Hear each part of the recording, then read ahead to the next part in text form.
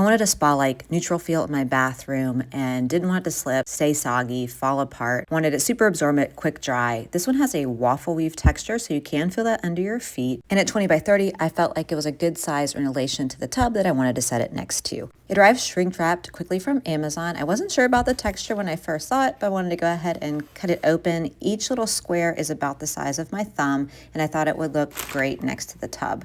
As I'm squeezing it, it does have a lot of give. It looks like it's individual threads that are kind of weaved here into that sort of checkerboard geometrical design. Let's see if we can get this thing open and see what we think up close.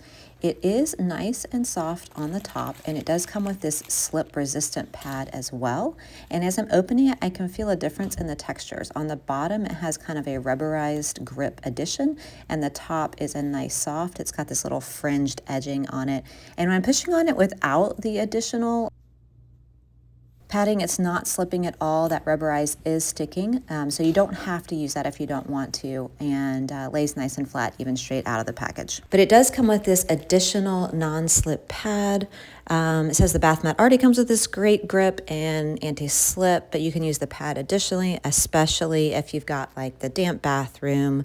It would be the best for the anti-slip, but you don't need it. And so let's give it a try. Let's put it underneath here and see what we think. Okay, I'd say it is like a thin piece of rubber. It does not slip at all, and then you have the rubberized backing, so the two of them together, yeah, that thing's not going anywhere. So if you are concerned about a damp bathroom situation, I would say I would use them both. It's about maybe ½ an inch thick. You can see that waffle weave texture. It is nice and soft to me. I think it has a modern vibe, maybe boho-chic, nice and contemporary, looks great in my space, but I wanted to try out the water situation, so I just took a plain old glass of water and dumped it on to see how well it would absorb.